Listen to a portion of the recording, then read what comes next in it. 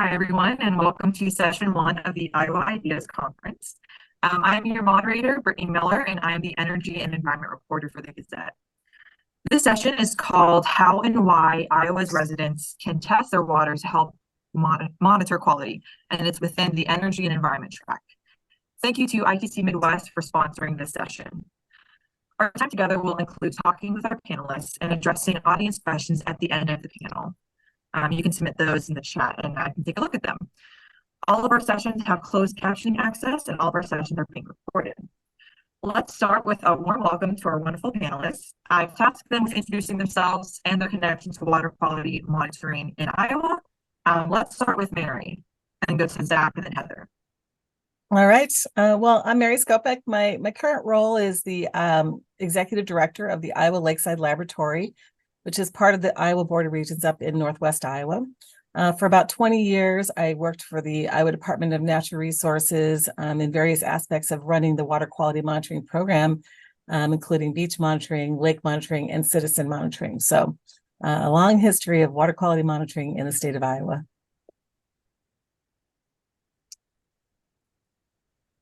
Zach, you want to go for it? Sure, yeah. So I'm Zach Moss. I currently work for Dallas County Conservation Board. I've been here for about 2 years as a naturalist and natural resource manager. Before that, I was working with water in the Isaac Walton League, and I've kind of just always had a connection to water. Grew up with a little creek going through the backyard and slowly learned about it, getting an education, and I've been trying to get more involved with it professionally as I've gone into my adult years. And I'm Heather Wilson. I work for the Isaac Walton League's national office, and my role is the Midwest Save Our Streams coordinator. So in this position, I support our water quality monitoring efforts, which are all volunteer-led, both in Iowa and nationally through our Save Our Streams program, which is biological and chemical monitoring, and then also programs like Nitrate Watch, which are crowdsourced monitoring around a singular chemical parameter. So really happy to join this panel today.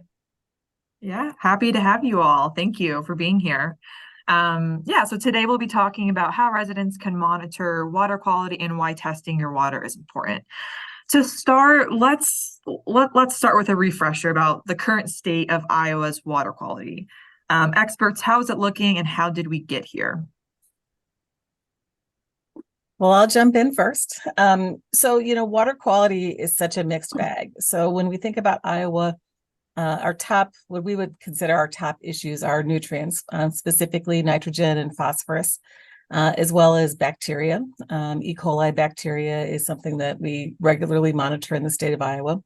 But there's lots of things that we don't necessarily look at, things like pesticides, just starting to look at the forever chemicals, PFAS.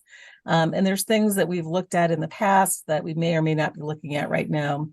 When we look at nutrients, depending on the water body and the year, things can go up or down based on how much water is moving in the system. So drought years often look better because the water's not pushing those chemicals into the stream.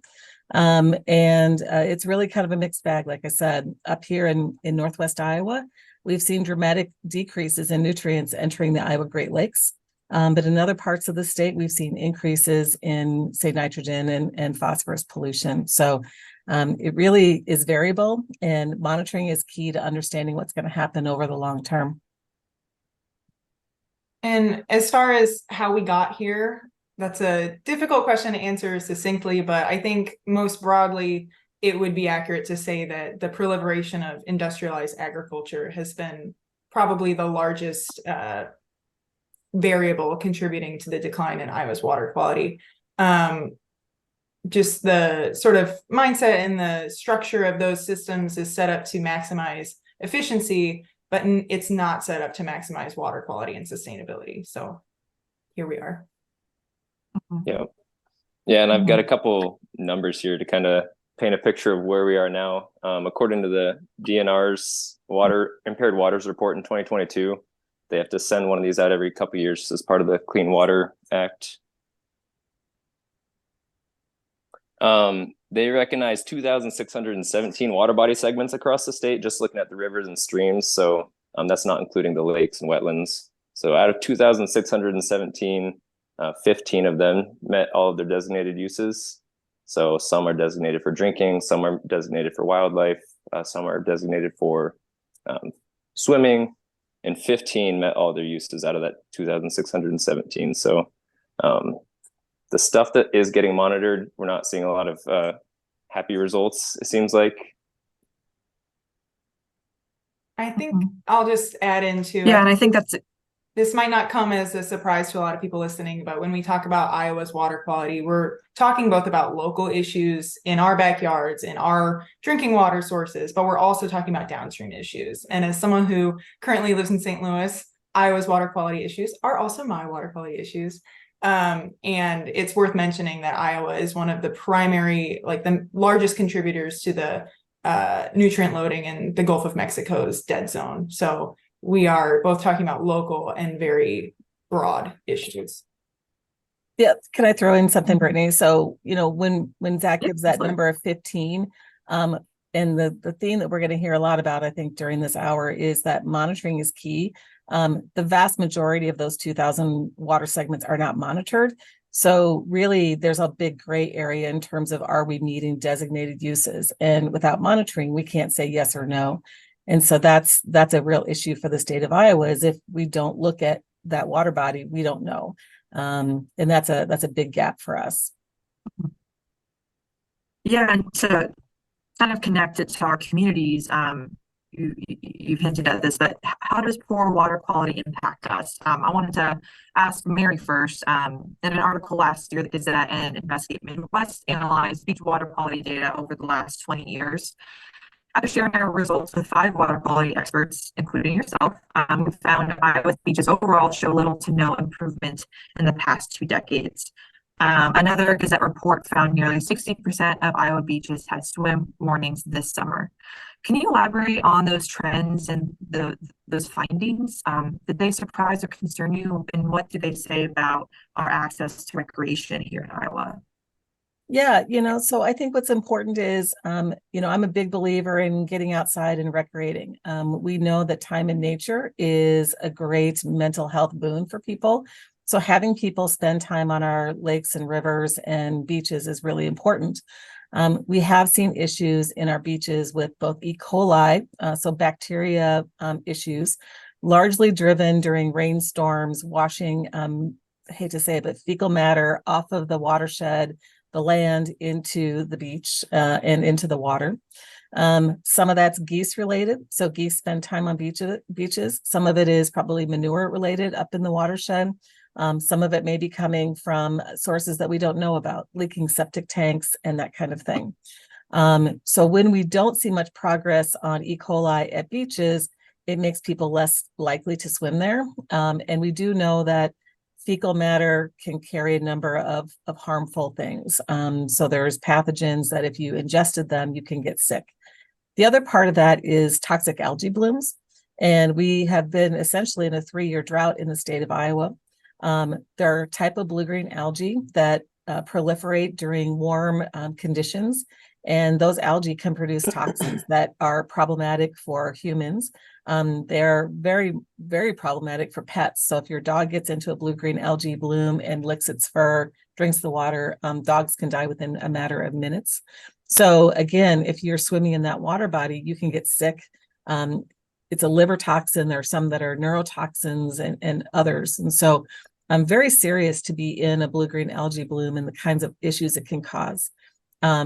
Long term, we are less certain about what that means in terms of chronic conditions.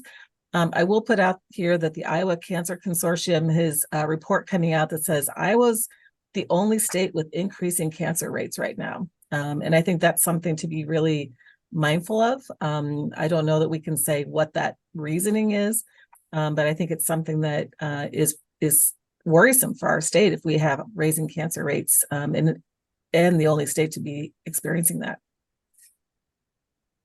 I'll add just a little dovetail piece about drinking water, since I think we're mostly going to be talking about surface water on this panel, but as we know, a lot of our drinking water sources are surface water, and especially in central Iowa with Des Moines Waterworks. And all of the contaminants that make their way into surface water or even groundwater are then having to be dealt with by these water treatment plants, which thankfully, you know, water that's being sent out by a public water system is held to certain criteria and standards. But we also need to be thinking of the folks on wells who do not have that kind of regulation and protection. And so these contaminants like nutrient pollution, pesticides, they can make their way into drinking water and be really dangerous for human health as well. Can you And touch on that? Sorry, I was going to ask a quick follow-up question to that. Can you touch on like how like nitrates in drinking water impact people? Definitely, yeah. So there is a drinking water standard that's enforced by the EPA for nitrate, and it's 10 parts per million.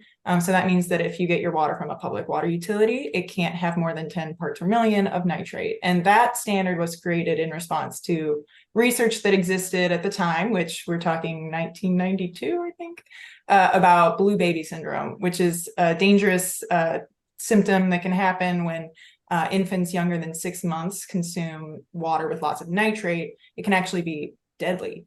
So that's where the standard comes from.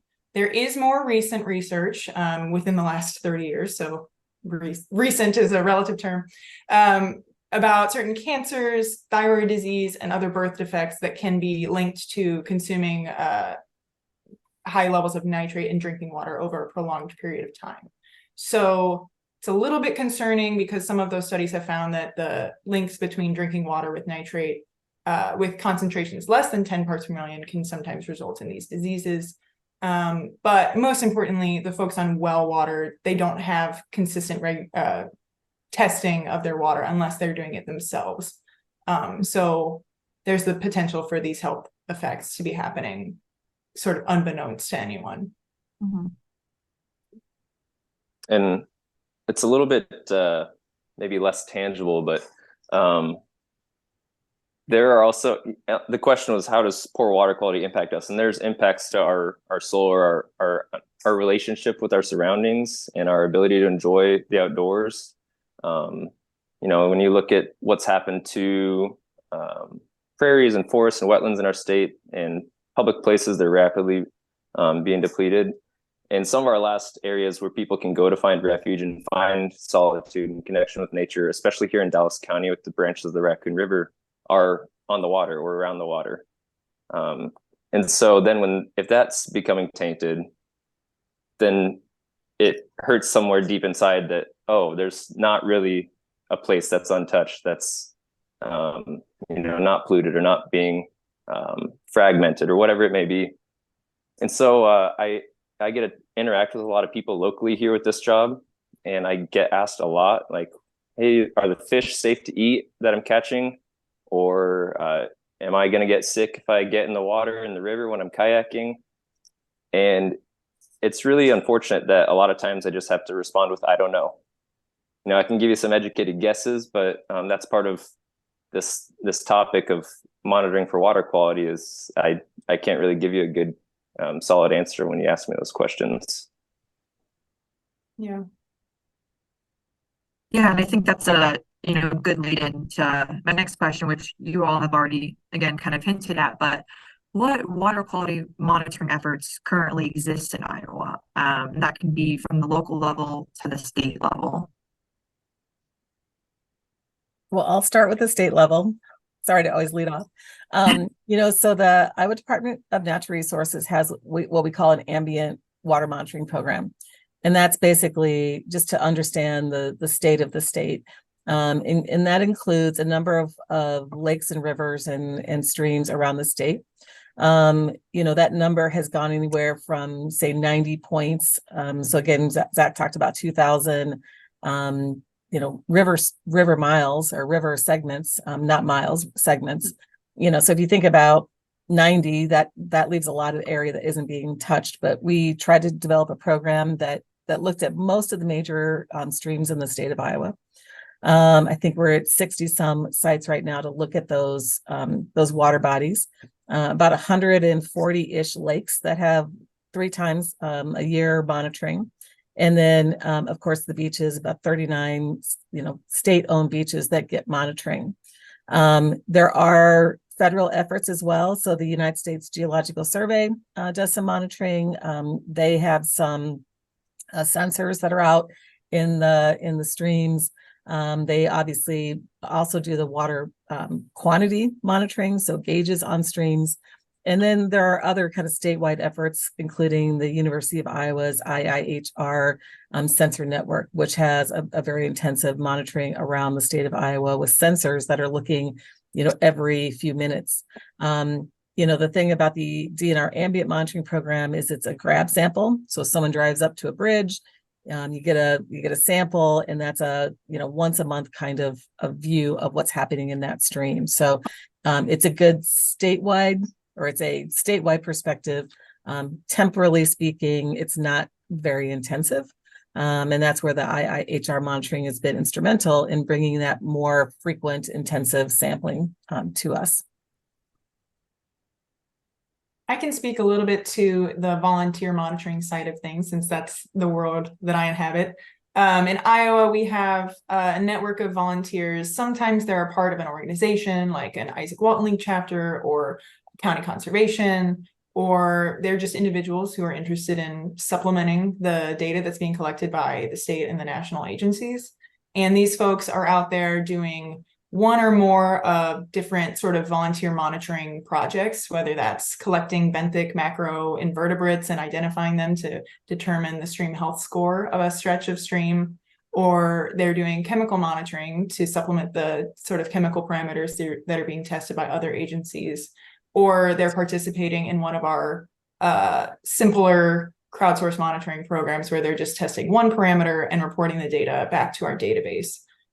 So it's not necessarily conflating apples and apples if we compare this monitoring to the monitoring being done by continuous sensors or DNR employees, but it's definitely a great supplemental resource, and it's a great way to sort of empower people to take matters into their own hands and understand water quality at their very hyper local level. Yeah, and I can talk a little bit more specifically about some of the county conservation stuff. So I know like Iowa Soybean Association and even the Iowa Corn Growers Association, they've been doing some water monitoring. Dallas County staff has been collecting some samples for them the last several years in the summertime for the Soybean Association. But we just started up our own volunteer water quality monitoring program for Dallas County. We've got like 30 sites. Just had like a training last week, so it's still very new and fresh, but we're trying to get people out on some of those smaller creeks. DNR staff is able to get out there, and I know Polk County's had a program like this for a while. Story County just in the past couple of years started up a program. So we got Dallas, Polk, and Story County, and the Raccoon River Watershed Association is doing quite a bit of monitoring in Greene County. And so I think there's quite a few of these things, like Heather was saying, popping up around the state of people looking around and saying, hey, there's a lack of data. DNR can't be everywhere all the time. They don't have the time or the money or the staff. And so we're going to step up and try and do something to help out and help fill in some of those gaps. Yeah. And we'll be talking a lot more about that throughout this panel. I wanted to throw it back to something that Mary had mentioned about the University of Iowa Water Quality Sensor Network. Earlier this year, the Gazette reported that the Iowa legislature passed a budget that had the effect of cutting funding for the Water Quality Sensor Network at the University of Iowa. The Nutrient Research Center agreed to cover some of the funding, but financial gaps remain. Experts, how do you think this reflects on the security of the state's water quality monitoring?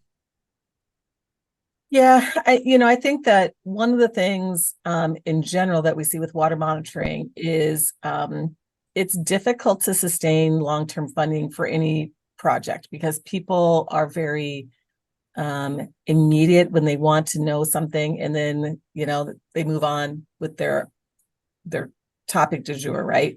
So when we look at water monitoring over 10, 20, 30 years, we need to have that long-term picture. And again, the sensors give us a really good sense of what's happening on a very small temporal scale. For example, one of the things, and that the sensors don't look at this, but one of the things that we looked at in a recent project was ammonia levels in streams. And the ambient monthly monitoring often misses ammonia spikes in streams just because They're very infrequent, and they're hard to capture, and we don't know necessarily when it's going to happen. And so these really intensive data sensors give us that information that really help us understand what's happening in the system. So not having those sensors makes it more challenging to understand what's happening on the landscape. And as kind of both Zach and Heather talked about, that information can be used locally. So that when we look at trying to go up in the watershed and look at best management practices, or, are we getting the best bang for the buck? We're putting a lot of practices on the landscape. Are we seeing improvement? The sensor network is probably the best way to capture whether we're seeing improvements or not. I think the taxpayers of Iowa want to know that we're actually improving water quality by putting practices out there. And so losing that sensor network in some ways makes that much more difficult. An ambient network might capture those trends over 40 years, but I don't really think people want to wait 40 years to know an answer. They want to know more quickly. So the sensor network is really helping us with kind of fine tuning what we're doing. And so losing that is challenging in, making better decisions on the landscape. Mm-hmm.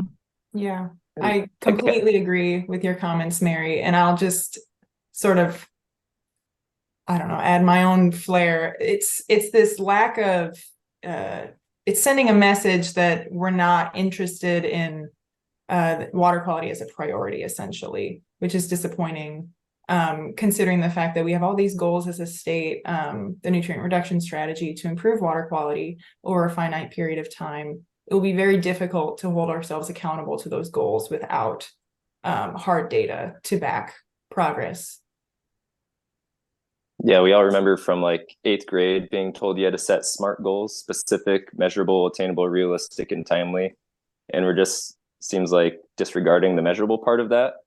We can set a bunch of goals for water quality and try and do things on the land and say that's going to change the water quality. But if you're not measuring the water, then you don't know if you're achieving that goal. But the sensor network kind of reminds me of what I mentioned earlier about people asking me local questions about the rivers and stuff like that. That is something that I would go to when people ask me, or if we're doing a paddling program with a group of 8th graders on the river, I can pull up on my phone and I can see real time what the nitrate levels are at that point in time. And that's a public facing water quality database, essentially real time. And that's a tool that I think is really useful to folks to have at their fingertips. And if that's being threatened, then that's unfortunate that's being taken away from people who are trying to use that. Yeah, absolutely. And then, like you all have mentioned, the programs that you all participate in, help filling gaps, from the state to the local level. So one of our questions, which reminds me to remind you all, the audience, feel free to ask questions. We'll have a short Q&A period at the end of the panel. So please feel free to put your questions in the chat. One of them asks a question that I also wanted to ask was, how do you start up water monitoring programs based on your own experiences? Who needs to be at the table for those kinds of discussions? Well, I can start. I definitely would encourage anyone who has a curiosity about water quality or a passion for sort of participatory science to just get started. You don't need an army of volunteers necessarily. I will say it does help to have at least a small network, and that could maybe be your county conservation board. They might already be doing monitoring, and it's something that you could volunteer with and sort of contribute your time and your skills to. But by no means do you need to be an expert or a PhD or even a full-time volunteer. It can be a side project. And if you're looking for opportunities that are funded by the Isaac Walton League, you can head to iwla.org and find a whole bunch of different projects. Yeah, I'll second that. Isaac Walton League has a ton of great online resources. So like Heather was saying, if you feel like it's a daunting task, like measuring water quality or trying to interpret data, they've got a ton of stuff online that's meant to be accessible for folks that might be new to this, that don't have any maybe professional education or work experience in this field. Don't feel like that should be the thing holding you back, but We're currently in the process of getting this water quality monitoring program started in Dallas County. And so I guess from my point of view as a county conservation naturalist, we do a lot of programs relating to our rivers, public paddling programs and things like that. Little river rambles where we flip over rocks and look for bugs. And so I knew there was a group of folks out there in the county that were already interested in this kind of stuff, that might be interested in volunteering. And so I started asking and started collecting some email addresses, and went and tried to talk to our director and see if we could find any extra money in the budget to purchase some supplies, or if we needed to write some grants. And so finding volunteers wasn't actually as hard as I thought it would be. We've got a lot of people here that are super passionate and excited, and they just need somebody to, I guess, be the catalyst to kind of get everyone in the same room and start making a plan and get people out by the water. But then the next phase will be, what are we going to do with this data? We're not, the county conservation board is not an enforcement agency. And so we're not trying to hunt anybody down, but trying to get partners in the community, like the local NRCS office, the local extension office, local schools, getting this data into the hands of people that can use it either for making decisions on the landscape, people that we can't, because what we're trying to do, then they can do with it what they like. Sorry, I think your connection might be a little laggy. Oh, no. Can you repeat that last part for us? I don't know if that was just me or if Mary and Heather, you noticed that too. Yeah. Yeah. Okay, Oh, no. cool. Sorry, just that Okay. last part for us, Zach. Yeah, so we're gonna try to get folks out there collecting data, and then we're trying to get that in the hands of people that can utilize that data, either for on the ground land management stuff like NRCS, getting that data to farmers and saying, hey, this sub-watershed is showing really high nitrate concentrations. Somebody out here is losing money because their fertilizer is going down the drain. And what can we do to change that? Or working with the extension office or local schools to get the data in the hands of folks that can share that out to a little bit wider audience. What resources do you need for that? Like what type of technology or whatnot you need for the actual monitoring part? It's interesting because you can go anywhere from, because the other partner people could talk to is their local water purveyor. So a lot of the drinking water utilities have a small lab. Sometimes that lab is willing to run samples. Sometimes your community college has a lab as well. So you could do lab analysis with a number of folks, the state hygienic lab, maybe a little bit more pricey, a little bit more high quality sample result that you get. But you can go on Amazon and find the Hawk nitrate tests and the Chemetrix tests on Amazon and have those test kits to you the next day. And it doesn't take a lot of specific knowledge to use that test kit. $50 will get you about 50 tests with that Hawk test kit. And there's lots of resources out there about how to use that.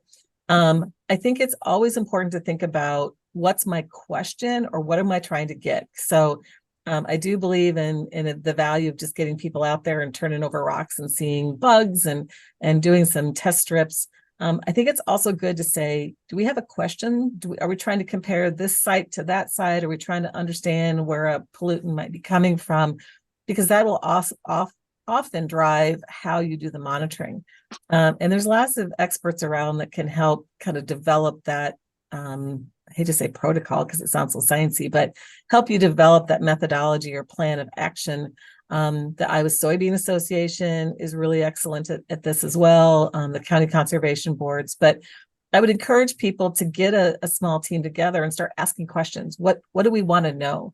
And it might just be what's out there, but it might be something more specific that you have to think a little bit more carefully about how you want to develop that monitoring. I'll add while we're on the topic of equipment. Currently, the Isaac Walton League has free equipment if you guys want to request it. The Nitrate Watch and the Salt Watch programs both equip volunteers with free test kits. And so if you're interested in getting started, it's a very simple way to begin your water monitoring journey. So head to either nitratewatch.org or saltwatch.org to request a kit. I'll Mhm. also plug our equipment loan stations across the state. There are 13 places at nature centers and Isaac Walton League chapters and partner organizations. I think Dallas County has one, where folks can borrow testing equipment. And it's like a library program. You take it, you return it, hopefully nice and clean. But this is both biological stuff like nets, but also the chemical testing equipment. So we can monitor nitrate, phosphate, chloride, turbidity, all kinds of parameters. And this is in existence part because of the DNR's REAP Conservation Education Program grant. And the goal of this program was basically to reduce barriers to participation in monitoring, because there is a financial barrier for any of those pieces of equipment. So we just wanted to make it accessible to citizen scientists across the state. Awesome. You each have touched on this a little bit, especially you, Zach. You're each out in the community, talking to the public about water every week, maybe even every day. What are the attitudes that you're seeing from Iowan residents about, their waterways and what they need and want from them?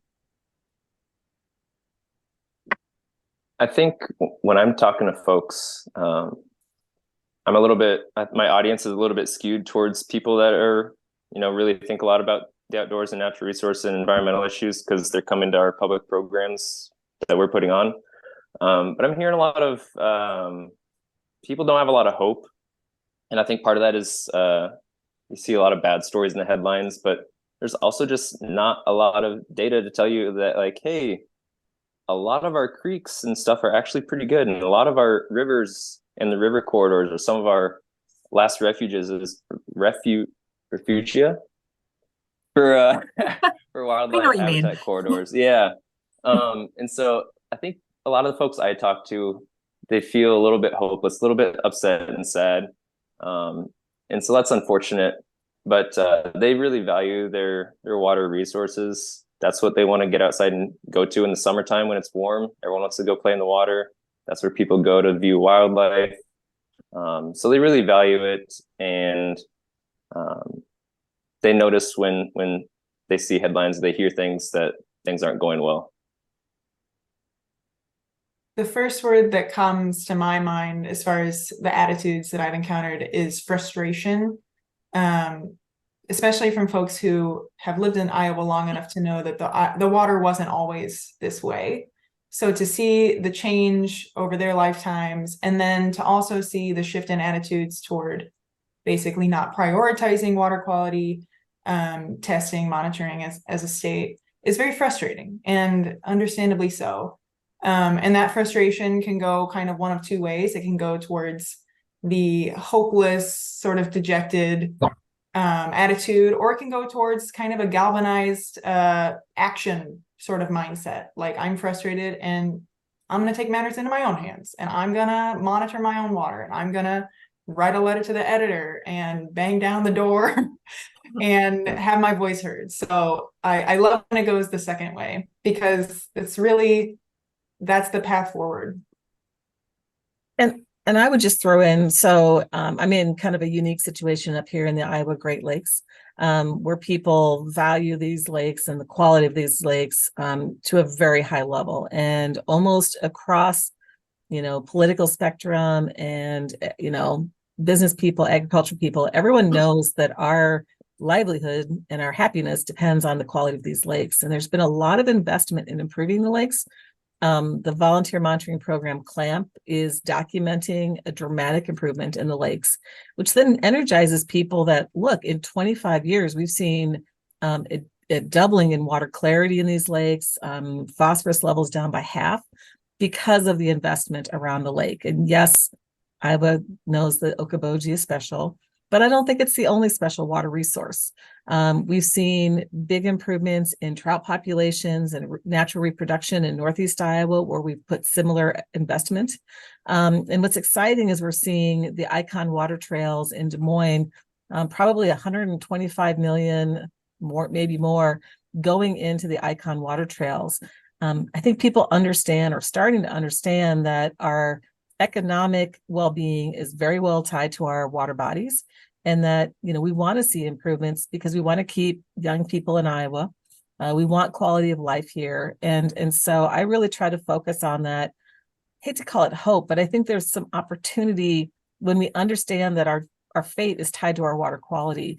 And I'm super excited to see where the Icon water trails can take central Iowa with improving water quality of the Raccoon and Des Moines rivers, because people aren't going to invest that kind of money if they don't think folks are going to come here to recreate and, you know, buy a condo by the river and have a restaurant meal by the river. So there's lots of opportunity there. And I think that that's a model that the state should really embrace and figure out how we move forward with that.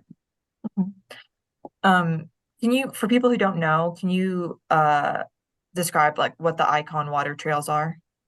Yeah, so in central Iowa, essentially Polk County, but beyond, you know, water trails are where you can get on the stream, the river, in a kayak, canoe.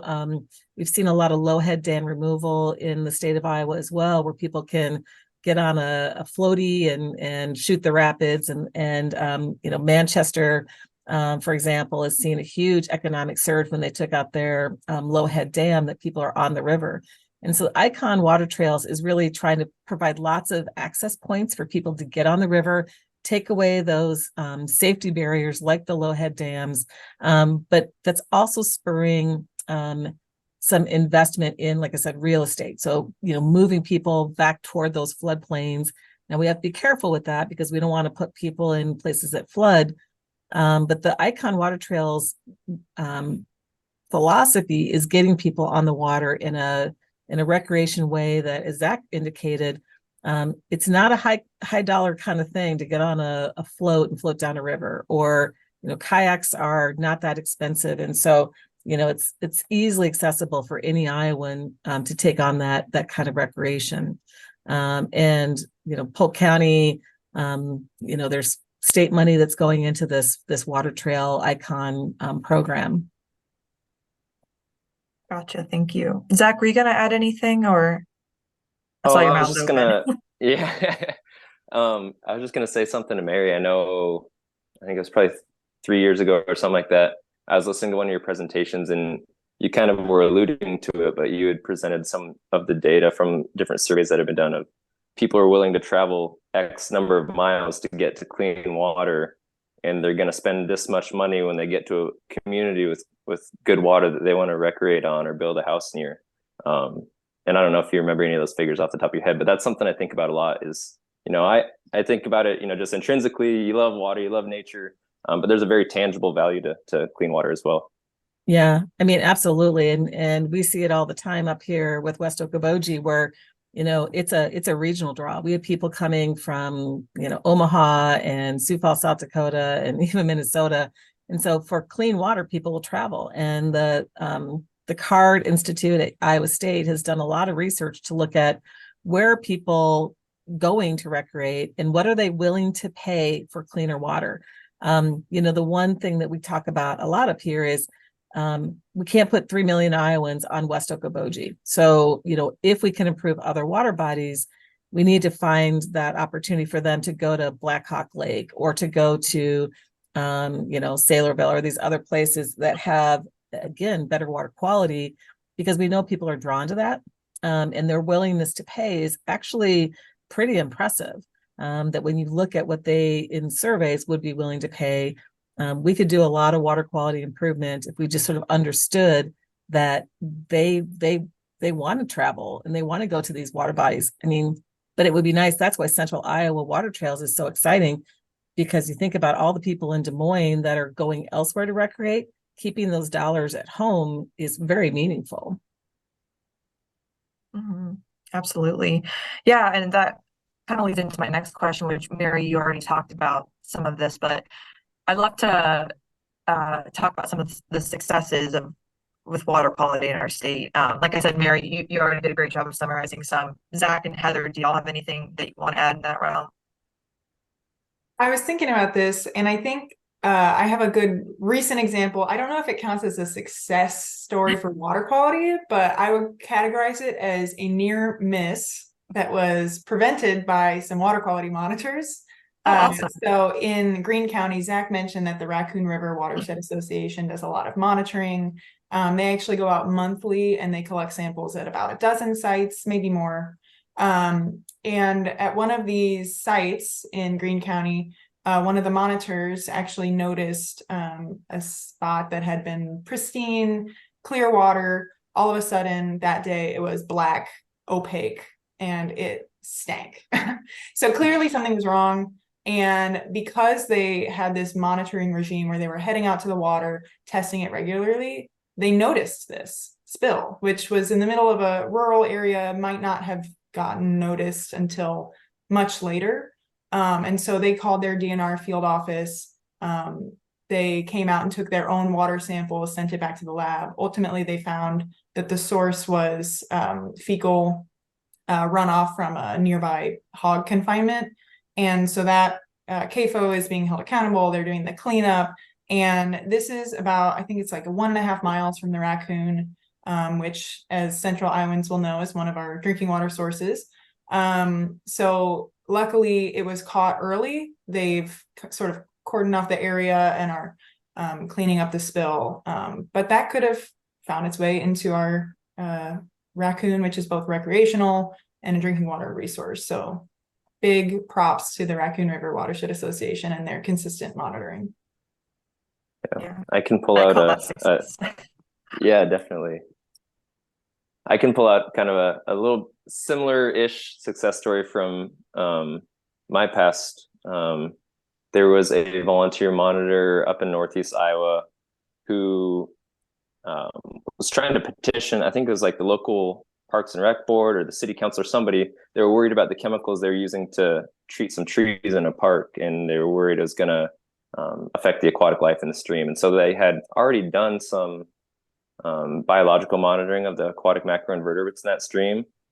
And when their concerns weren't being heard, they were able to follow up and do some monitoring after that chemical application and show there was a dramatic decline in the macroinvertebrate or the aquatic bug population in that stream, and then brought that tangible data on a graph color coded and said, hey, here's what's going on. I'm not just making an issue out of nothing. And they were able to get that chemical treatment changed. I don't know if they're using a different chemical or different method, but that was a really interesting way that somebody was able to utilize data, connect with people in the community, and result in a positive change for water quality at the end of it. Wow. And I think one of the things that we're hearing consistently is, oftentimes people want the state down approach, and certainly there's a place for that. There are lots and lots of examples from the old Iowa Water citizen monitoring program that the DNR had, where people worked locally. And, I can think of like 3 different examples of unsewered communities where they didn't have functioning wastewater. The septic systems were going directly into the stream. And working locally, they were able to fix that. That didn't require, anyone to get fined or regulated, but certainly the problem got fixed. And so that's, I think, the beauty of some of this volunteer monitoring is where communities are working closely together to fix problems. Now, I'm not going to say that there aren't, bigger problems that can't be fixed by local actions, but there's lots of examples where we can see some significant improvements because they know their neighbors, they know their community, and they're working kind of in that realm. And I think that's really a beautiful part of volunteer monitoring. Yeah, absolutely. I love hearing these success stories. Before I go to some audience questions, and I've seen some raised hands in the audience. Feel free to put your question in the chat, and we'll get to it shortly in our Q&A part. But I just wanted to, can y'all reiterate how people who are interested in helping out these monitoring efforts can get involved? I know, Heather, you had, plugged Isaac Walton League. Feel free to do so again here so people know where to go. Yeah, so for the Isaac Walton Leagues program, which those are Save Our Streams, chemical and biological monitoring, we have our Nitrate Watch program and Salt Watch, which we haven't talked about much, but that's with chloride pollution. All of those programs can be found at the Isaac Walton Leagues website, iwla.org. I could give you all of the short links, but that's the catch-all. If you have any trouble finding anything, folks are welcome to reach out to me. My email is hwilson@iwla.org, and I would be happy to connect you with any of those programs or any of the resources that I've mentioned. There's also semi-related to what Heather's talking about. Isaac Walton League plays a big role in the Clean Water Hub, which is a national water quality database. And if you go to cleanwaterhub.org, you'll see there are thousands of data points across Iowa where you can click and you can see the water quality data from your community, whether that's from 20 years ago from Iowa Water volunteers, or if there is something going on locally, you'll see some of the local sample sites are colored differently so you can tell what's going on near you. But that's meant to be really accessible for anybody, whether you're a teacher in a classroom. You might not be going out to the stream and monitoring and collecting data, but you can pull up this map that people are finding. So that clean water. But yeah, otherwise, I'd say if people want to get involved, county conservation boards are a great place to start. Most of them have naturalists that do programs. You can attend some of their programs, get to know some of the staff, and maybe throw out this idea, hey, what if we get a program started up here? And everybody's got different priorities and things pulling at their time and attention. So if you're really interested, say, hey, I'll help you coordinate it. But you've got a bigger audience as a county conservation board than I do as just a concerned community member. So if you're really excited and really interested, don't be afraid to hop in and get involved.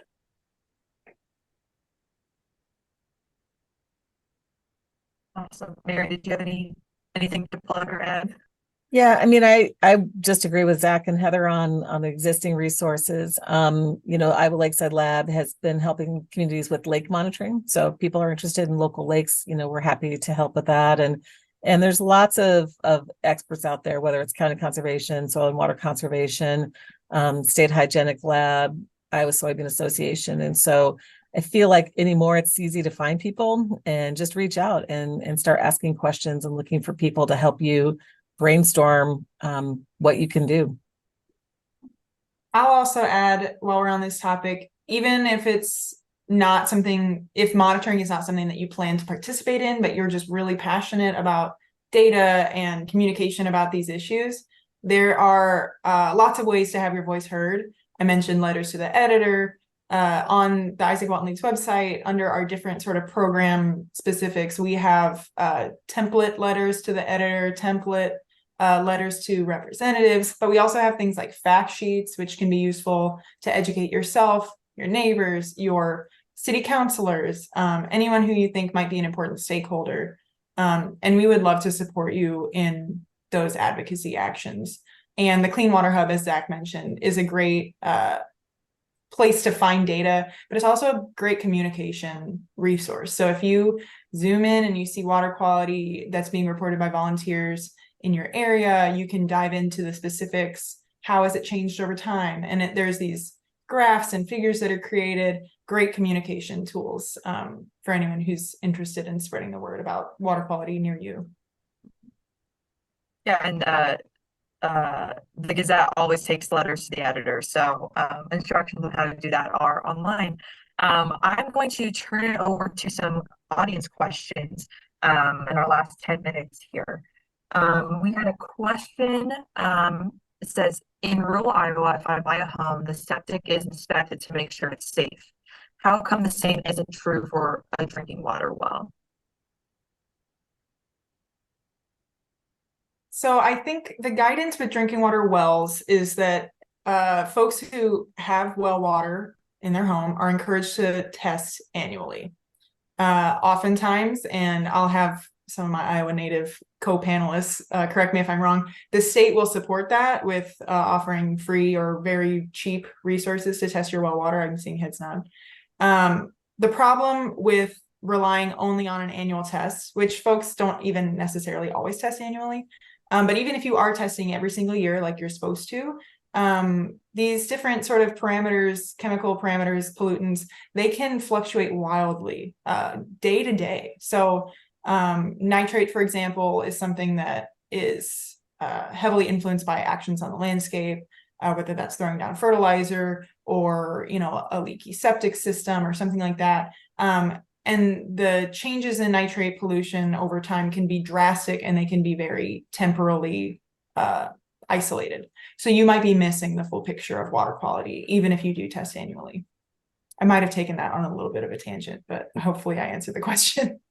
Yeah, the Grants to Counties program does provide water testing. And again, your state hygienic laboratory folks can help you get water samples tested if you've got well water. You know, I think some of the septic stuff came from the time of transfer that we didn't, again, those unsewered communities, those septic systems that were directly discharging, and the law that was passed, I think in 2005-ish, was meant to prevent people from, you know, selling a house with a non-functioning septic system. You know, and so I think Heather's right. I mean, the drinking water system, you want to make sure that you're testing regularly to make sure that you don't have bacteria or, you know, contaminants in your well water. And again, you know, encourage people to do that through the Grants to Counties program. And the septic system would affect people downstream of you versus the well water is affecting you. So I wonder if they're looking at a public, you know, the way you're affecting the public versus just entering your own risk with your own well water.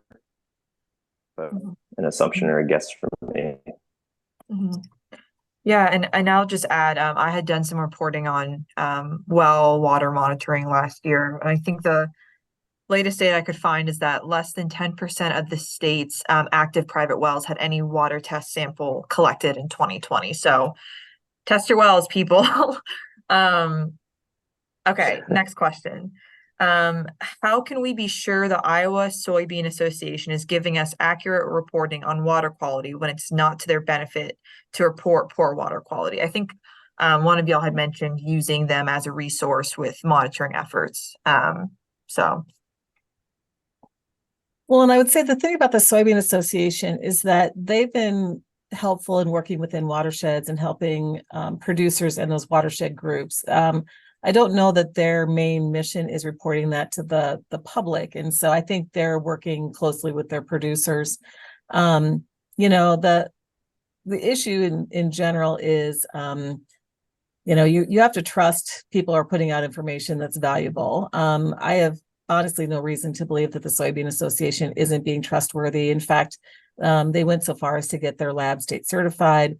You know, but obviously we want to have multiple sources of information. So the state of Iowa, Soybean Association, USGS, you know, if we've got different entities collecting information, if the message all kind of coalesces around a certain result or conclusion, I think that makes us all feel better, not just any one source of information.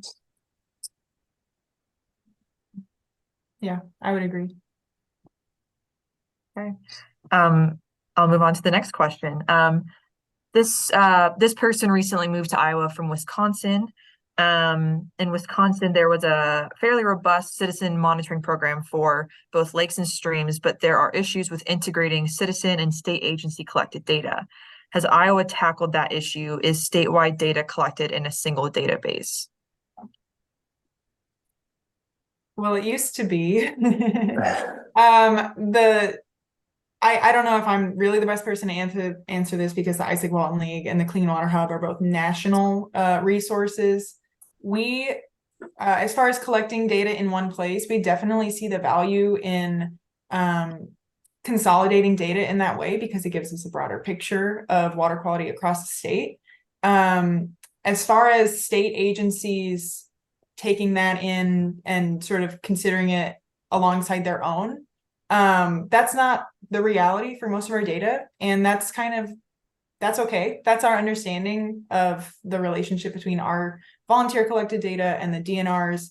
Either, you know, they're lab samples, which they're tested in a laboratory, so they're definitely held to a different standard, and also the continuous data. So Mary mentioned before how people often with data usage questions, they do automatically assume that the solutions will come from the state or even the federal level. And That's most of the time not the case with what we've seen with our volunteer collected data. So in terms of getting the state's attention, it can sometimes come in by way of local actions, local communities making decisions about their water quality.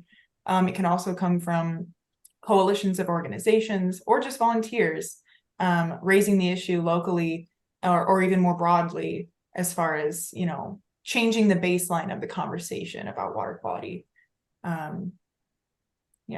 Yeah, and I'll jump in. So Iowa passed a credible data law, I think in the early 2000s.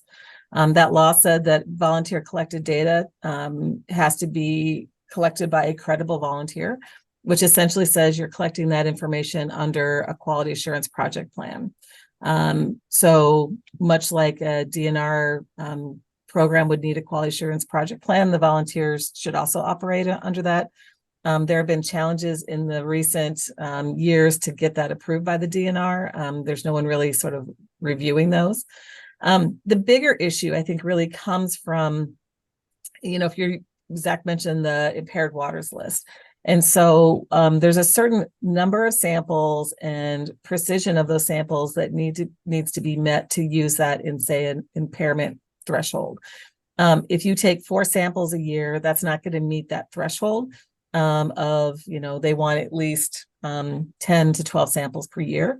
So that's the kind of first hurdle, is how frequently they're taking samples. And then also, we don't have nitrate standards for Iowa streams. So a nitrate sample, there's no place to put it in this context of impairment for it to be used for the impaired waters list. So there's kind of this disconnect between how the impaired waters list is developed and what volunteer monitoring is doing. That information, the Iowa Water Program, for example, does live in the national portal. You can get to it, but there's this disconnect. And so that's why the CLAMP program up here in Northwest Iowa, we do 12 samples a year on our lakes. We use a laboratory sample. And so that information is actually used in the impaired waters list because it is directly comparable to what the state of Iowa needs.